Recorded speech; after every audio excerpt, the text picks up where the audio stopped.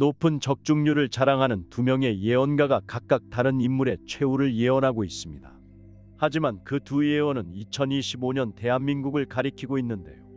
두 예언을 종합하여 한 번에 살펴보면 2025년 앞으로의 국운 흐름이 어떨지 정확하게 느낄 수 있을 것입니다. 먼저 대한민국의 무당으로 알려진 예언가가 말한 예언은 바로 한 정치 지도자의 최후에 대한 무시무시한 언급이었습니다. 하나는 일본 예언가로 2025년 한국 예언과 국운에 대한 암시는 물론 그 이후 남북 통일이 실현되고 새로운 미래가 열릴 것이라는 흥미로운 단서들이 적혀 있습니다. 이렇게 다른 배경과 언어권에 속했던 두 예언가가 남긴 예언을 종합해보면 하나의 공통점이 나타납니다. 바로 2025년이라는 분기점에서 두 운명이 극적으로 갈린다는 것입니다. 대한민국 무당의 말대로라면 특정한 지도자는 회복 불능의 파멸을 맞이할 것이고, 일본 예언가의 전언대로라면 또 다른 지도자는 남북 통일을 이끌면서 한국이라는 국가의 국운을 전 세계에 떨칠 것이라 합니다. 자, 그럼 본론에 들어가 두 예언가가 남긴 예언을 차례로 읽어보도록 하겠습니다. 여러분께서는 이 예언이 실현될 것인지 아니면 그저 예측에 불과한 것인지 직접 느껴보시기 바랍니다. 대한민국 무당이 전한 한 지도자의 최후에 관한 예언. 오래전부터 탐욕의 칼날을 세우고 제 욕심을 채우려 하였으나 사람들은 처음에는 그를 믿고 따랐다. 그러나 쌓인 죄과가 결국 그 스스로의 목을 조르고 마는 법. 감춘 잘못은 언젠가 빛을 볼 것이며 거짓으로 쌓은 허상은 모래성처럼 무너질 것이다. 그가 걸어온 길은 반짝이지만 실상은 도끼로 가득 차 있으니 죄인의 운세는 2025년에 이르러 불길하게 타오르다가 갑작스레 꺼지고 만다. 남들은 알지 못해도 그 자신만은 스스로가 저지른 일의 무게를 깊이 깨닫고 있을 것이다. 2025년 예언의 시기에는 바람이 매섭게 불고 천지의 기운이 뒤흔들린다. 그 바람 속에서 국운의 문은 하나씩 닫히고 무리하게 붙잡으려 해도 아무것도 남지 않는다. 내가 보기에 그는 높이 오르려 무리하는 운세를 타고났으나 탐욕은 결국 패망의 문을 연다. 그는 사람들의 동정을 구하기 위해 애써 웃고 때로는 화를 내지만 결국 자신의 그림자에게 삼켜진다. 2025년이 되기 전까지 하늘은 여러 차례 기회를 줄 것이나 그는 이를 외면한다. 그리고 그 시기가 돌아오면 양심이 고통에 못 이겨 길을 저버릴지도 모른다. 한 정치 지도자가 죄의 무게를 감당치 못하고 자멸한다면 그 비극은 자신만의 일이 아니라 사회적 혼란을 부추긴다. 2025년 예언에서 얽힌 그 사람의 미래는 결국 스스로 목숨을 끊을 수도 있음을 뜻한다. 최후가 어떤 형태든 그가 쌓아온 거짓의 탑은 무너지고 주변은 뒤늦은 슬픔과 분노에 휩싸일 것이다. 하늘은 모든 것을 알고 있다. 모두를 속여도 자기 자신은 결코 속일 수 없다. 내가 시초부터 바라본 그의 운세는 마치 칼날 위의 선자였다. 한 발만 잘못 디뎌도 스스로를 베는 꼴이 될 테니 어찌 그 끝이 평탄하겠는가. 그는 국운의 흐름과 거슬러 올라가려 했고 무엇보다 사람들의 마음을 왜곡하여 취하려 했다.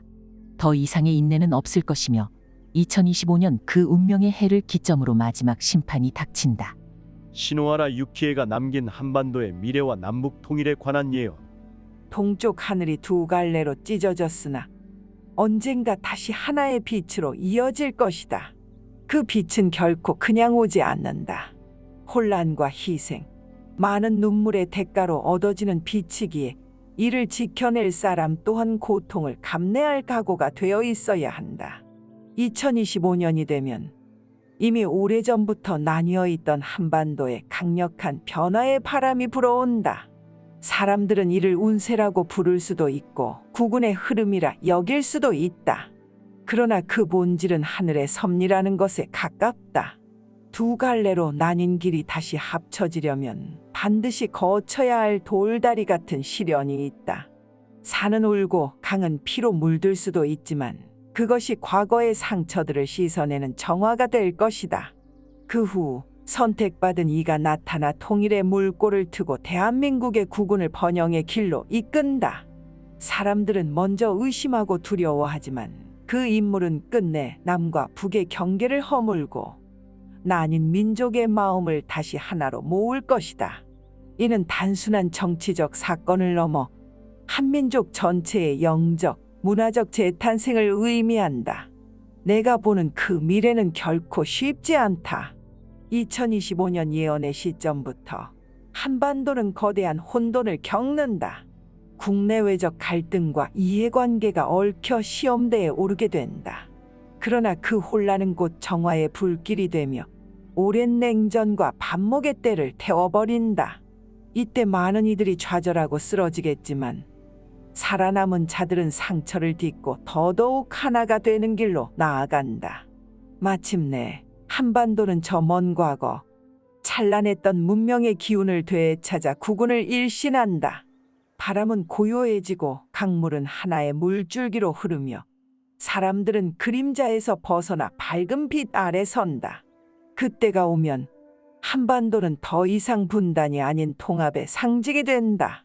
남과 북이 힘을 합쳐 새로운 길을 개척하며 경제와 문화를 비롯해 전 세계에 빛을 비출 것이다. 2025년에서 출발한 이 물결은 이후 2028년, 2031년 그리고 2034년에 이를 때까지 각각 커다란 시련과 고비를 넘을 것이다. 하지만 그 끝에는 새로운 시대가 열린다. 하늘과 땅의 기운이 크게 감돌며 동방의 신비가 세계의 주목을 받는 순간이 온다. 그 중에서도 한반도라는 작은 땅에 모인 에너지는 미래의 열쇠가 되고 사람들은 그것을 기적이라 부를지도 모른다. 이렇게 두 예언가의 증언을 나란히 놓고 다시 읽어보면 더욱 선명하게 느껴지는 것이 있습니다. 하나는 음울하고 비극적인 최후를 암시하는 예언이고 다른 하나는 밝고 장엄한 통일과 재탄생을 약속하는 예언이라는 점입니다. 흥미로운 사실은 이 두 예언 모두 2025년을 핵심 기점으로 상정하고 있다는 것입니다. 대한민국 무당의 예언은 한 특정 인물이 2025년 전후로 돌이킬 수 없는 파멸을 맞이할 것이라 단언합니다. 죄를 지은 자가 그것을 끝내 감당하지 못하고 스스로 무너진다는 이야기는 인간사가 흔히 그래왔듯 화무시비롱의 교훈과도 일맥상통하지요.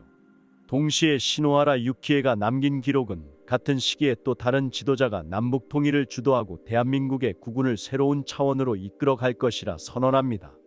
만약 이 두 예언을 극적으로 재해석해 본다면 한 지도자는 사라지고 또 한 지도자는 부상하여 미래를 열 것이란 결말입니다. 마치 한 시대의 그림자가 소멸하자마자 새로운 빛의 주인이 무대에 오르는 듯한 상징성을 띠기도 합니다. 2025년 예언과 국운, 운세 그리고 미스터리가 얽혀있는 이 사건은 과연 실제로 일어날 만큼의 현실성을 갖추고 있을까요? 아니면 단지 신비로운 설화로 그칠까요? 우리가 2025년에 일어날 미래를 지금 명확히 단정 지을 수는 없지만 이미 세상 곳곳에서 미묘한 변화를 감지하는 사람들이 늘어나고 있는 것도 사실입니다. 남북 관계에 대한 국제사회의 관심은 여전히 큰 이슈이고 정치와 외교의 지각 변동이 일어날 때마다 한반도의 정세는 요동치곤 합니다. 따라서 통일과 관련된 이야기가 언제든 수면 위로 부상할 가능성은 충분합니다. 반대로 정치계의 파문과 스캔들, 권력자들의 추락 또한 이제는 낯설지 않은 뉴스가 되었습니다. 이런 현실적 배경 때문에 두 예언가의 말이 점점 관심을 받는지도 모르겠습니다.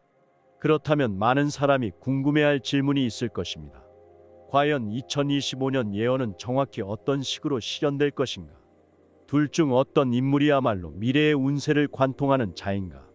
사실 예언은 해석하기 나름이고 실제 사건과 맞물려야만 의미를 갖습니다. 당장 눈앞의 실체가 드러나기 전까지는 미스터리의 영역에 머무를 수밖에 없지요. 그러나 어찌 되었든 통일이라는 거대한 과업과 한 정치인의 최후라는 비극이 비슷한 시점에 이야기된다는 것은 묘한 긴장감을 줍니다. 혹자는 이 두 예언을 희망과 파멸이라는 양날로 보기도 합니다.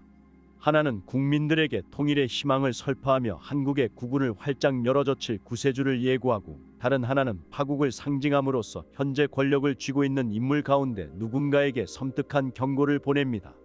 물론 이 모든 것은 어디까지나 예언일 뿐입니다. 그러나 역사를 돌아보면 실제로 오래지 않아 비극적으로 몰락한 통치자나 권력자들이 빈번히 있었고 동시에 누구도 예상치 못한 정치적 대격변으로 인해 한반도와 주변국 정세가 뒤집힌 적도 있었습니다. 과거가 말해주는 바에 의하면 전혀 불가능한 이야기는 아니라고도 할 수 있습니다. 이야기의 흐름을 다시금 가다듬어 보면 두 예언가가 공이 중요한 시점으로 찍은 2025년에는 어떤 식으로든 대한민국이라는 무대의 소용돌이가 칠 것임을 시사합니다. 그 소용돌이 안에는 국군의 향방을 뒤바꿀 만한 거대한 사건이 있을 것이고, 운세로 보는 무당의 이야기대로라면 스스로 무너지는 자가 있으며, 시노하라 유키에의 시각대로라면 통일의 불씨를 살리는 인물이 등장할 것입니다. 이 모든 일련의 사건들이 2025년을 경유하면서 한반도에 집결한다는 점이 흥미롭습니다. 어떤 사람들은 이 이야기를 굳이 믿으려 해도 구체성이 부족하다고 평가할 수도 있습니다.